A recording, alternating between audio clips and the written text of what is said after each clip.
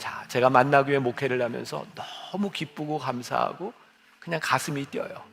지난주에 제가 우리 소망부 제주도로 비전 트립을 가는데 우리 교인들이 114명 우리가 후원해서 가도록, 돈이 없어서가 아니라 우리 마음을 모으자, 그렇게 제가 광고를 했는데, 제가 지금 보고를 받은 거 보니까 114명이 아니라 269명이 이렇게 함께 협조를 해주셨어요. 그래서 소망부 비전 트립 하고 또 다른 기금들은 우리 소망부, 우리 장애 아이들이 예배 드리는데 우리들이 쓸 수 있도록 그렇게 준비를 하고 있고, 너무 감사해요.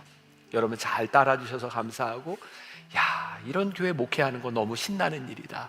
우리들은 하나님이 주시는 마음을 이야기하면 그냥 마음이 통하는구나, 그런 생각이 들어서 감사하고, 우리가 계속 하나님의 마음 알기 시리즈로 말씀을 나누는데 지난 한 주간 제가 이렇게 마음에 이렇게 많이 화가 나는 일들이 있었어요. 근데 왜 화가 나는가, 제가 한 주 왜 이렇게 화가 나지 보니까 제 마음대로 안 되는 게 있는 거예요. 옛날에 제가 젊은 시절에 이렇게 연세든 분들을 보면 왜 이렇게 화를 낼까 했더니 그게 제 모습이더라고요. 나이가 들면서 내 마음대로 안 되면 그게 좀 힘들어지더라고요. 그래서 제가 생각한 게, 나이가 들수록 하나님의 마음을 더 배우지 않으면 내가 이렇게 화나는 사람이 될 수 있겠구나. 여러분들이 오해하지 말아야 될 건, 화가 났지만 화를 내지는 않았어요. 화가 났었다고요. 근데 그렇게 살면 안 되겠다. 그리고 아마 한 달쯤 된 것 같아요. 하나님이 저에게 주셨던 마음이 있었어요. 여러분들이 눈치를 챘는지 못 챘는지 모르지만 우리 교인들을 위해서 치유 기도를 좀 해야 되겠다. 그래서 제가 이렇게 예배 시간에 우리 교인들을 위해서 기도를 하는데, 지난주 지진흥 교인들을 통해서 정말 놀라운 간증들을 듣습니다. 하나님이 주시는 마음으로 기도할 때 하나님이 역사하시는구나. 제가 어제 새벽 말씀을 듣는데 하나님의 음성 여러분들 잘 듣고 계시죠? 오늘 예배 언제 끝날지 몰라요. 설교 시작도 안 했어요. 네. 하나님의 음성을 듣는데 많은 교인들이 하나님의 음성이 너무 좋대요. 들으면 잠이 잘 온다고. 그래서 얼마나 잠을 잘 자는지 모른다고. 아무튼 저도 제 소리로 이제 듣고 깨요. 이렇게 듣는데 사무엘상 1장 17절 어제 말씀 가운데 하나님이 저에게 주신 말씀이었고, 오늘 우리 교인들을 위해서 이 말씀을 붙들고 기도해야 되겠다는 마음을 주셨거든요. 이런 말씀이었어요. 엘리가 대답하여 이르되 평안히 가라. 이스라엘의 하나님이 내가 기도하여 구한 것을 허락하시기를 원하노라 하니. 오늘 우리 교인들에게 평안과 하나님께서 너의 기도에 응답하심을 선포해야 되겠다, 그런 마음이 들었어요. 그래서 말씀 시작하기 전에 기도하려고 합니다. 여러분 가슴에 여러분 손을 대고 제가 기도하겠습니다. 살아계신 하나님, 우리 사랑하는 성도들에게 하나님께서 주시는 말씀이 있습니다. 평안히 가라. 오늘 예배에 나온 우리 성도들 가운데 참 힘들고 어두운 마음으로 평안을 잃어버린 그 혼란 가운데 이 자리에 나온 사람이 있습니다. 그런데 우리의 가슴에 손을 얹고 주님의 이름으로 명령하며 기도합니다. 평안히 가라. 내가 너의 기도를 들었다. 내 기도에 응답하겠다 말씀하시는 하나님의 음성을 붙들고 우리들이 나아갑니다. 하나님, 두려움 가운데 있는 사람들 평안함을 얻게 하여 주옵시고, 육신의 질병 가운데 있는 사람들 나음을 얻게 하여 주옵시고, 주의 이름으로, 예수의 이름으로 승리하며 믿음의 깃발을 들고 나갈 수 있는 주의 백성들이 되게 하여 주옵소서. 오늘 가슴에 얹은 이 손이 주님의 능력의 손이 되게 하여 주옵소서. 이 시간 역사하심을 믿사오며 예수님의 이름으로 기도합니다. 아멘. 오늘 하나님의 마음 배우기라고 하는 제목으로 말씀을 나눕니다. 하나님께서 왜 우리를 부르셨을까? 오늘 이 말씀은 지지난주에 제가 말씀 묵상과 더불어서 하나님의 말씀은 우리를 온전케 한다는 배움에 대한 말씀과 연결이 되어 있습니다. 우리들이 말씀을 묵상하는 이유는 단순히 우리들이 말씀을 배우고 나 자신이 온전케 되는 데서 머무르는 것이 아니라 배움을 가르침으로 제자를 만드는 일로까지 연결되어야 하는 거죠. 우리들이 끊임없이 교회에서 말씀을 가르쳐야 되는 이유가 있다면 내가 그리스도를 닮은 사람으로 그치는 것이 아니라 또 다른 그리스도를 닮은 크리스찬들을 만들어가는 일을 해야 되기 때문입니다. 여러분, 성경에 예수님께서 활동하셨던 공생에 마태, 마가, 누가, 요한복음에 보면 예수님께서 나를 믿으라는 말씀도 하셨지만 더 많은 말씀이 뭐였냐면 나를 따르라라는 말씀이었어요. 믿음이 중요하지 않은 것이 아닙니다. 그런데 믿는 자에게 필연적으로 따름의 메시지가 없다면 그 믿음은 거짓된 믿음일 수 있어요. 그래서 오늘 우리는 이 따름에 대한 이야기를 함께 나누어 보려고 합니다. 근데 많은 크리스찬들이 신앙생활을 하면서 그런 생각을 해요.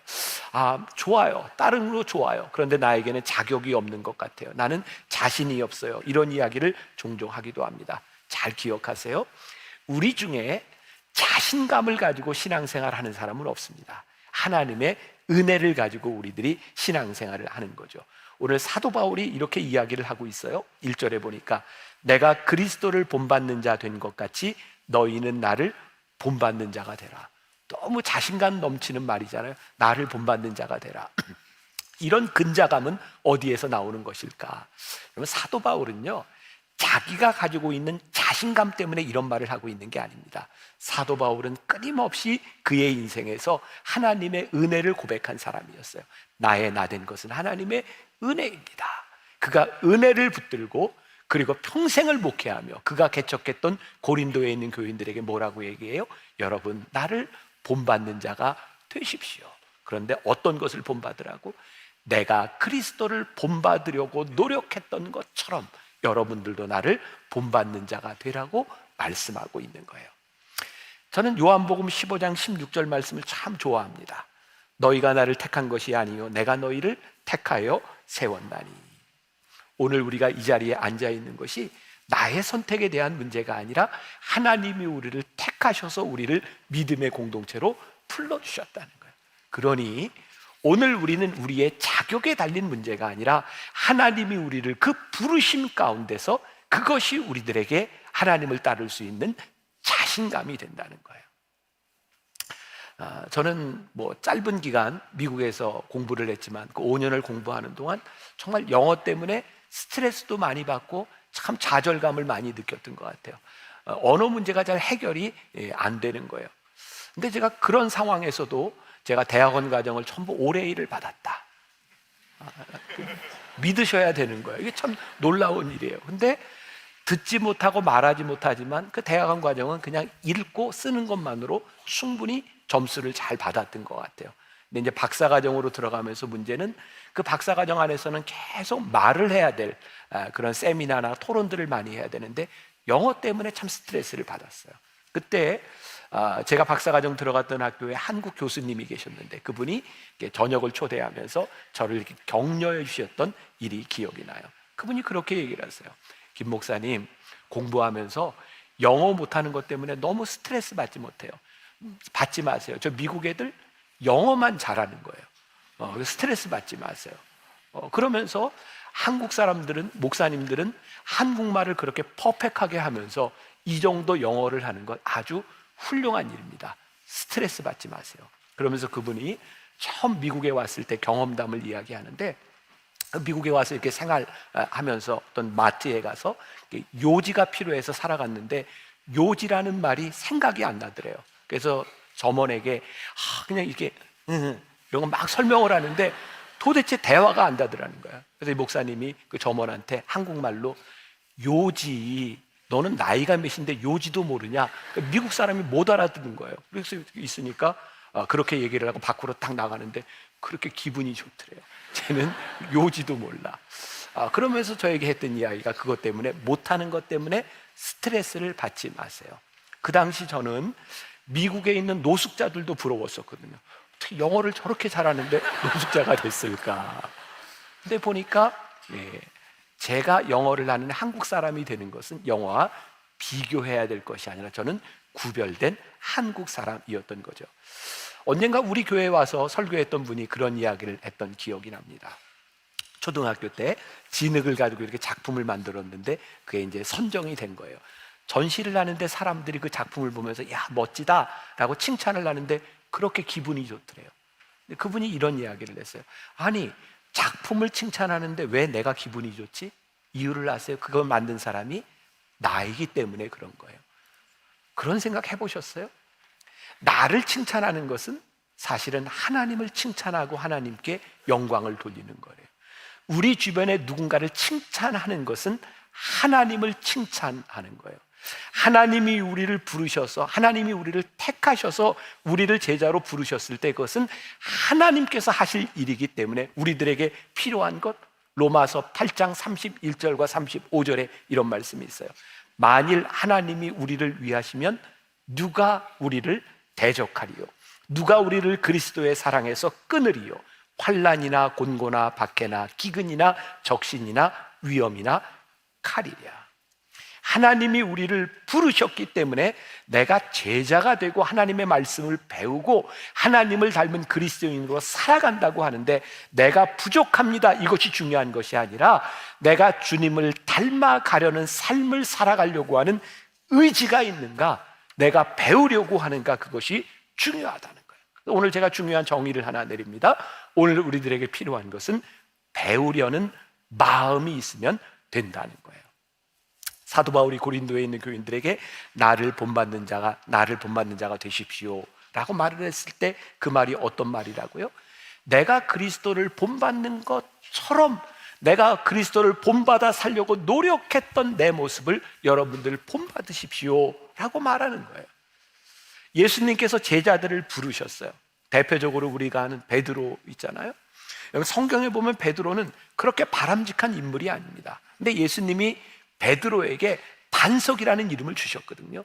놀라운 일은 예수님께서 베드로를 반석이라 이름하신 이후에 예수님께서 베드로를 포기하지 않으셨다는 거예요.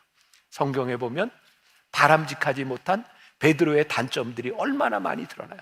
근데 예수님이요, 끝까지 베드로를 포기하지 않으셨어요. 하나님이 여러분들을 포기하지 않으신다. 내 부족함에 대한 문제가 아니라 하나님이 우리를 택하셨기 때문에 하나님이 우리를 포기하지 않으신다는 거예요. 근데 주님을 닮아가는 이 삶이 결코 쉽지 않아요.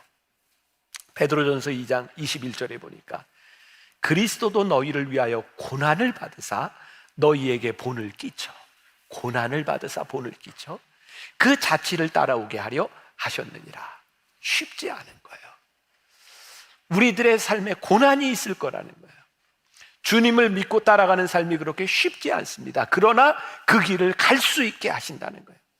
예수님을 본받는 가장 강력한 방법이 무엇인가? 마태복음 11장 29절에 보니까 예수님은 나는 마음이 온유하고 겸손하니 나의 멍에를 메고 내게 배우라. 배우라라는 이 말씀은요, 권면이 아닙니다. 명령입니다. 주님께서 뭐라고 말씀하셨어요? 배우라고요. 가장 강력한 배움의 완성은 내가 배우는 데서 그치는 것이 아니라 내 배움을 통하여 누군가를 가르치는 단계까지 나아갈 때 우리는 진정한 제자가 되고 진정한 가르침을 완성할 수 있는 거예요. 제가 박사학위를 받고 한국에 나와서 초창기에 신학교에서 가르치는 일을 했습니다. 근데 진짜 저는 이렇게 가르침에 이제 뜻이 있었던 것은 아니고 늘 목회를 해야 되겠다 생각했지만 신학교에서 가르치면서 저에게 제일 큰 기쁨이 제자가 되는 거예요. 여기저기 가서 우리 선생님입니다, 교수님입니다 이런 이야기를 듣는데 참 기분이 좋더라고요. 내가 누군가의 제자를 만드는 것은 내 삶의 참 기쁨이구나. 여러분들이요, 말씀을 배운다라고 하는 것이 배움에서 끝나는 것이 아니라 이 배움을 살아가며 누군가에게 배움을 가르치는 사람이 될 때 우리들에게 제자됨의 기쁨이 찾아와요. 저는 한국 교계에서 책을 많이 읽는 목사로 이렇게 알려져 있습니다. 근데 사실 제가 물리적으로 그렇게 책을 많이 읽을 시간이 없습니다. 근데 제가 책을 많이 읽는 목회자가 된 것은, 그렇게 알려지게 된 것은 가만히 생각해 보니까 저는 책을 읽으면 제가 감동을 받거나 좋은 구절이 있으면 꼭 이렇게 메모를 해놓고 표시를 해놓고 설교 준비를 할 때 그거를 꼭 이 설교 안으로 가지고 옵니다. 여러분들도 아시지만 제가 설교 준비를 미리 하는 스타일이잖아요. 1년 정도 설교 준비를 미리 쭉 하다 보면 제가 읽은 책들이 그 설교 안으로 다 들어옵니다. 그러니까 사람들이 볼 때는 저 목사님은 책을 얼마나 많이 읽길래 설교 시간에 저렇게 많은 책을 인용을 할까? 근데 저는 많이 읽지 않습니다. 그냥 읽은 걸 다 써먹는 사람입니다. 근데 제 친구 목회자 중에 정말 책을 많이 읽는 친구가 있어요. 그 친구는 정말 손에서 책이 떠나지를 않습니다. 근데 너무 마음이 안탄 거예요. 그 친구는 읽은 책을 설교 시간에 제가 인용하는 걸 별로 본 적이 없어요. 참 많이 읽는데 참 허무하겠다. 오늘 여러분들에게 굉장히 중요한 말씀을 드리고 싶어요. 오늘 여러분들이 말씀을 듣고 성경을 공부하고 우리들이 배우는 것에서 그치면 우리가 참 허무합니다.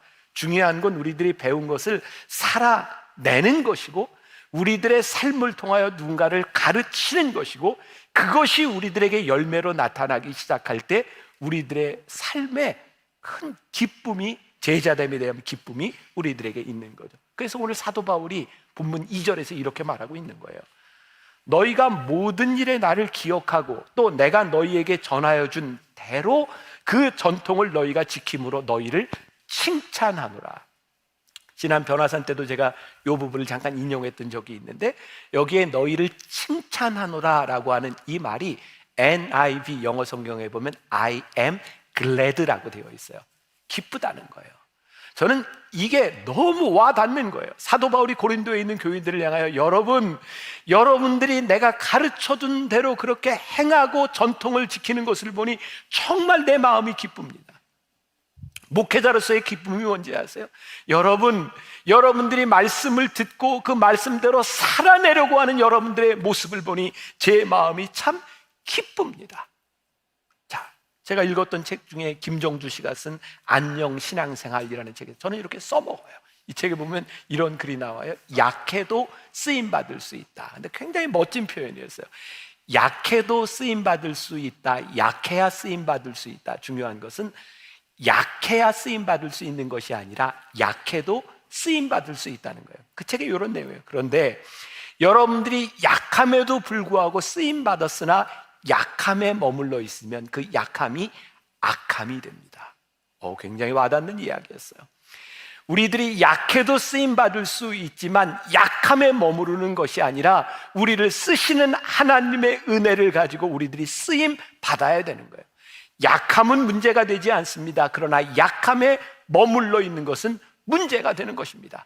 어떻게 우리들이 이 약함에 머물러 있지 않고 어떻게 우리들이 제자의 삶을 살아갈 수 있는가? 또 제가 이렇게 정의를 내릴 수 있을 것 같아요.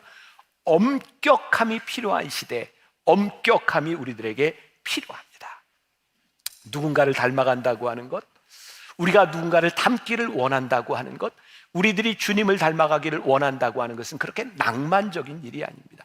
여러분, 우리 신앙생활은요 굉장히 치열한 겁니다. 이 세상 한가운데서 예수님을 닮아가고 우리들이 배움이 없이 예수님을 닮아간다고 하는 것, 그거 결코 쉬운 일이 아닙니다. 제대로 배우지 않는다면 우리들이 그렇게 살아갈 수도 없는 겁니다. 그래서 이 배움의 과정에는 엄격함이 필요한 거예요. 제가 올 한 해 안식년을 지나야 되겠다 이렇게 선포를 하고 교회적으로 제가 안식년을 지나가는데 저는 안식년을 주일은 가능하면 지키고 안식년을 지나가겠습니다 해서 올해 들어서 제가 아직도 한 번도 안 빠지고 설교를 한 것 같아요. 근데 안식년을 한다고 생각하니까 이 안식년에 내가 뭘 할까 생각나는 게 있었어요. 내가 요 코로나 기간 동안 스케이트를 타다 좀 멈췄는데 다시 스케이트를 좀 타야 되겠다. 그리고 제가 건강을 위해서 이렇게 사이클 이렇게 타는데 요것도 내가 일주일에 한 3, 4일은 타야 되겠다. 그리고 제가 이제 할 것들 생각해 보니까 그래 안식년을 지나면 내가 그동안 읽지 못했던 책을 좀 정독하며 읽어야 되겠다. 그리고 설교 준비도 그동안은 매일 이렇게 쫓기면서 이렇게 해왔는데 설교 준비도 내가 좀 차분히 앉아서 하면 좋겠다. 그리고 제가 몇 년 전에 바이올린을 배우다가 이렇게 손을 놨는데 요즘 보니까 이렇게 손가락을 이렇게 쓰고 하면 치매 예방이 또 좋다. 그래서 몇 주 전에 제가 한번 이제 레슨을 받았어요. 그리고 그런 생각을 했어요. 이러다 내가 죽겠구나. 할 게 너무 많은 거예요. 이렇게 살다 죽을 것 같아요. 나는 안식이라고 생각했는데 생각해 보니까 그래. 여러분들은 어떻게 생각할지 모르지만 어제 새벽에 제가 말씀을 다시 보다 이런 문장을 썼어요. 제일 중요한 것은 가장 중요한 것이다. 별로 안 와닿는군요. 우리들에게 주어진 24시간 가운데 제일 중요한 게 가장 중요한 거예요. 결국 우리들의 삶에 무엇을 할 것인지는 우리들이 선택하는 수밖에 없어요. 내가 제일 중요하게 생각하는 것이 가장 중요하기 때문에 내가 선택해야 됩니다. 우리들이 하나님의 사람으로 살아가는데 우리들이 말씀을 배우고 말씀을 살아내는 것을 우리들이 선택하지 않는다면 우리는 절대로 제자로서 하나님의 마음을 아는 사람으로 우리들이 살아갈 수 없는 거예요. 굉장히 좋은 말이기는 하지만 우리들의 편의라고 하는 말과 배려라고 하는 말이 어느 때는 굉장히 비겁한 말이 될 때도 있어요. 나를 변명하는 말이 될 수도 있어요. 우리들에게 정말 중요한 것이 있다. 우리들에게 분명한 원칙, 내가 배움을 믿고 살아가는 삶의 원칙이 세워지지 않는다면 우리는 절대로 그렇게 살아가지 못합니다. 제가 몇 년 전입니다. 그 이스라엘의 왕들 이야기로 시리즈로 설교를 한 적이 있어요. 제가 좀 굉장히 감정적인 그런 성격이라 뭘 한번 해야 되겠다 싶으면 결정을 빨리 합니다. 그리고 후회를 잘하죠. 아마 저와 비슷한 사람들이 있을 거예요. 왕들의 이야기를 가지고 설교를 해야 되가 20여 주 제가 이렇게 설교를 쭉 했던 것 같아요. 너무 힘든 거예요. 성경에는 좋은 왕과 나쁜 왕이 있는데 나쁜 왕들이 되게 나쁜 짓이 비슷해요. 그 좋은 왕도 거의 좋은 게 비슷해요. 이걸 가지고 20몇 주를 하려니까 굉장히 어려웠어요. 근데 그렇게 어렵게 말씀을 준비하는 중에 하나님께서 저에게 깨닫게 하신 큰 은혜가 있었어요. 왜 이스라엘의 많은 왕들이 타락했는가, 그들이 왜 하나님의 징계를 받았는가 보니까, 여러분 이스라엘이라고 하는 나라가 작은 나라잖아요. 요 밑으로 내려가면 애굽이 있고요, 요 위에 올라가면 두로와 시돈이 있고, 요렇게 비옥한 초생딸 지역으로 가면 아수르, 바벨론, 그 큰 제국들이 보이죠? 지금 이렇게 요게 이스라엘. 그 왕들이 이 양쪽의 강대국들로 인해서 늘 힘들었던 거예요. 막 그런 생각을 했던 거예요. 저들은 왜 저렇게 강할까? 보니까 그들이 믿는 신이 눈에 들어왔고, 이스라엘 백성들의 타락은 왕들이 이방신들을 숭배하며 우상을 숭배하며 그들이 타락합니다.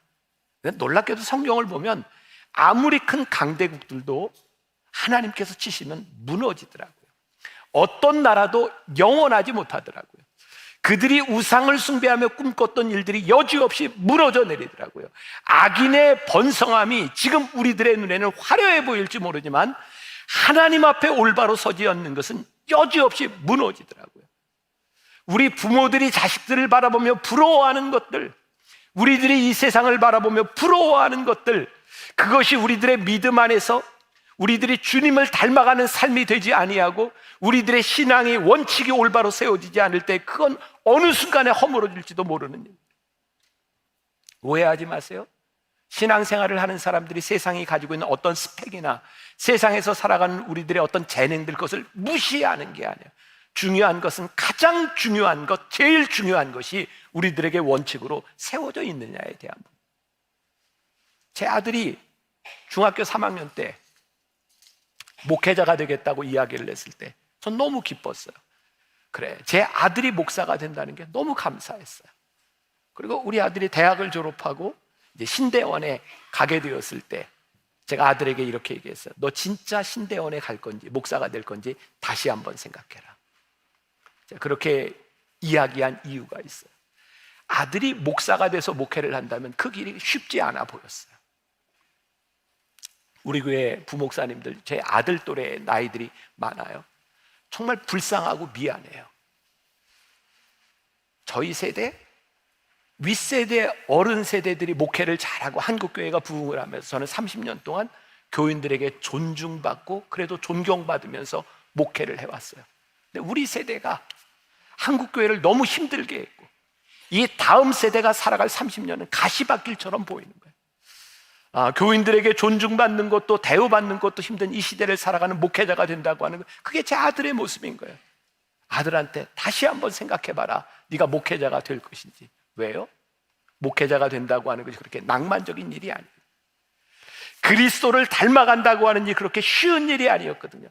너에게 사명이 없다면, 내가 이 길을 가야 된다는 확신이 없다면 그 길은 그렇게 쉽게 갈 수 있는 길이 아니라, 그리스도인 Christ-like, 안디옥에서 교인들이 처음으로 그리스도인이나 불리움을 받았을 때 그들의 삶은 그렇게 쉽고 편한 길이 아니라 예수님을 닮아가는 제자로서의 삶을 살아가기 시작할 때 예수님 닮은 모습을 사람들이 보았다는, 교회 공동체 제자가 된다는 것, 그게 어떤 모습일까? 나를 본받는 자가 되라고 얘기했던 사도 바울의 그 고백은 어떤 고백이었을까? 사도 바울은 그런 고백을 자주 하잖아요. 내 몸에 나는 그리스도의 흔적을 지녔노라.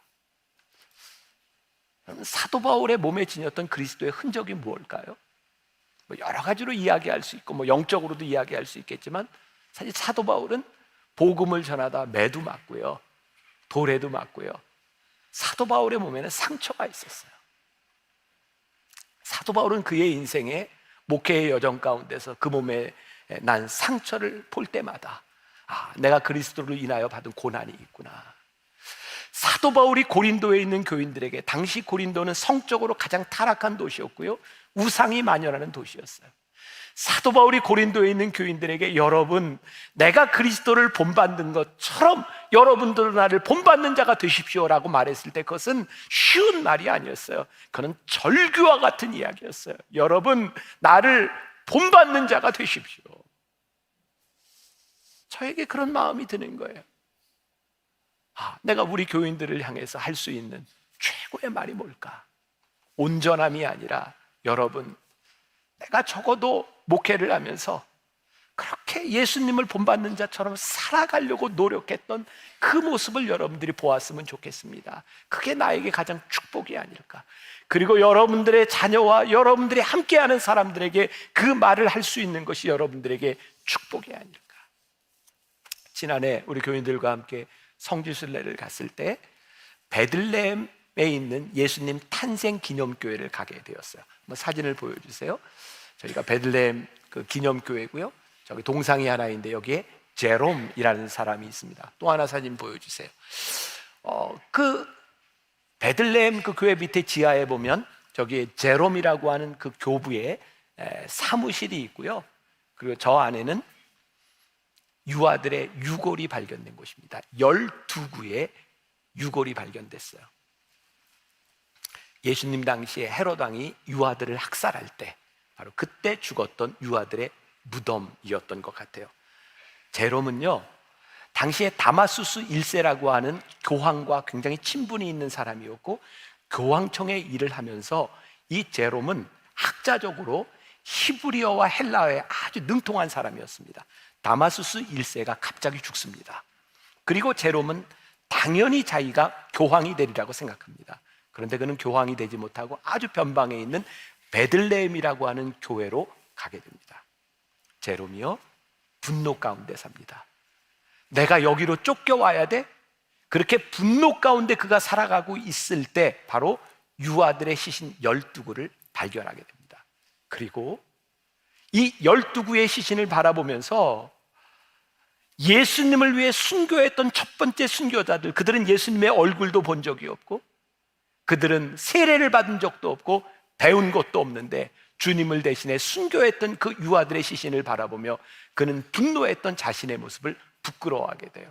그래서 그는 정말 처음에 가장 큰 작업 중에 하나인 헬라어 히브리 성경을 라틴어로 번역하는 일을 합니다. 5세기에 있었던 일이에요.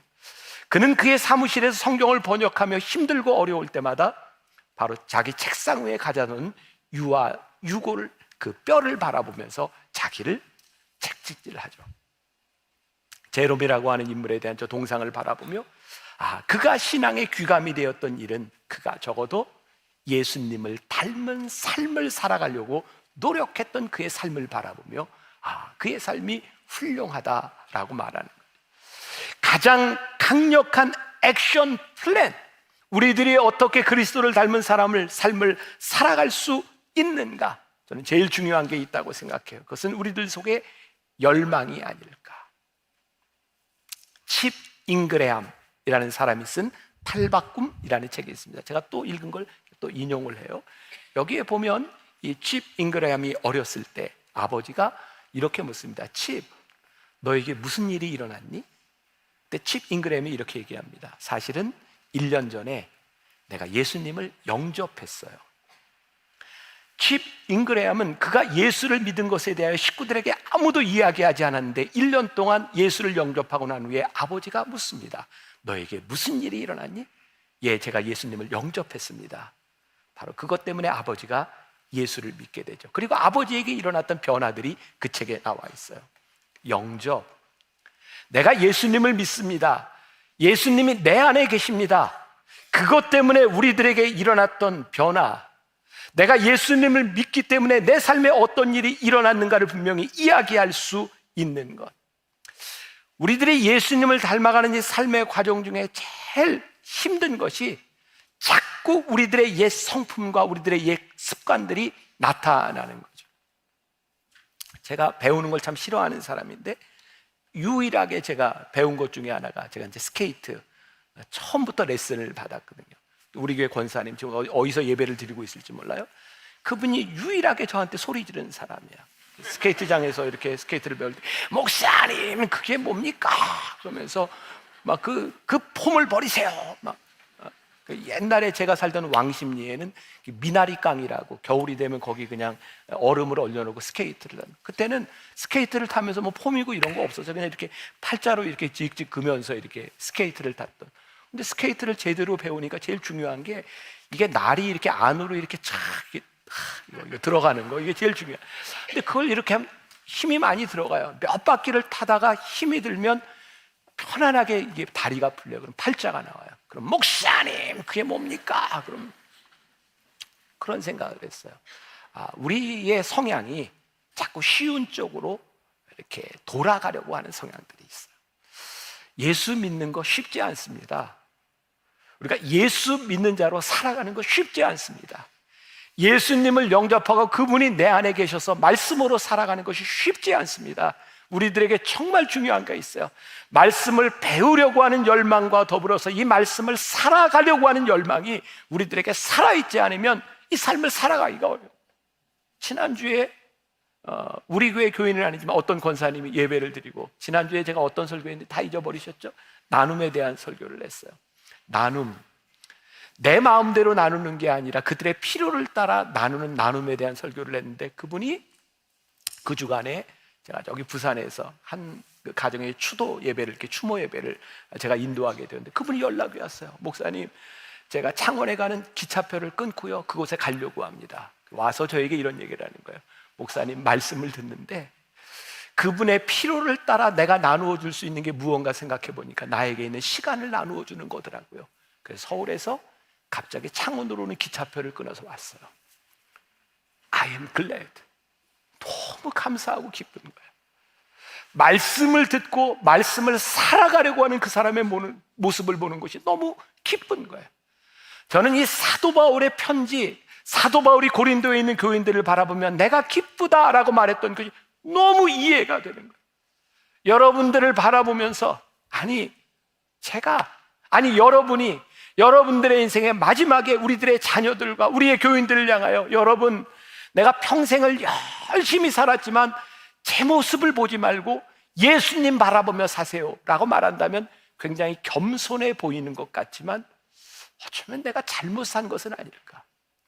적어도 우리들의 인생에, 여러분, 제가 말씀을 따라 살아가려고 애쓰고 내가 치열하게 살아갔던 이 모습을 여러분들이 바라보면서 여러분, 나를 본받는 자가 되십시오 라고 말할 수 있어야 하지 않을까. 가끔 그런 생각이 들어요. 우리가 말씀대로, 제자로 주님의 말씀을 따라 살아가는 것이 쉽지 않을 뿐만 아니라 이게 내가 맞는 거야? 우리들 스스로 혼란스러울 때가 있어요. 근데 그냥 그런 꿈을 꾸는 거예요. 어느 날 내가 뒤를 딱 돌아봤는데 내가 살아왔던 내 삶의 발자국이 있어요. 그래도 내가 틀리지 않았구나. 내가 걸어온 길이 잘못되지 않았구나 라고 생각할 수 있다면 우리는 참 복되게 인생을 살아가는 사람들이 아닐까. 저나 여러분들 모두가 다 연약한 사람들이에요. 약함에도 불구하고 하나님이 우리를 쓰신다고 말씀하셨어요. 연약함으로 인하여 연약함에 머물러 있는 악함이 아니라 우리의 연약함을 쓰시는 하나님의 은혜를 안고 우리들의 삶을 고백할 수 있는 여러분들, 그리고 오늘 한 주간 여러분들이 나가서 사는 삶 가운데 이 말씀을 살아내는 치열함을 가지고 다음 주에 여기에 모일 수 있기를 간절히 소원합니다. 그 치열함으로 인하여 저기 열려지는 십자가를 바라보며 눈물이 흐를 수 있는 그런 복된 삶을 한 주간 잘 살아내시기를 주님의 이름으로 간절히 축원합니다. 우리 보소서 주님 함께. 지금은 우리 주 예수 그리스도의 은혜와 하나님 아버지의 무한하신 사랑과 성령의 인도하심이 주님을 본받아 그렇게 살아가겠습니다. 이 세상 한가운데서 치열하게 말씀을 붙들고 살아가겠습니다. 다짐하며 이 세상으로 나가는 당신의 사랑하는 모든 백성들 위해 지금부터 영원까지 함께 하시기를 간절히 축원하옵나이다. 아멘.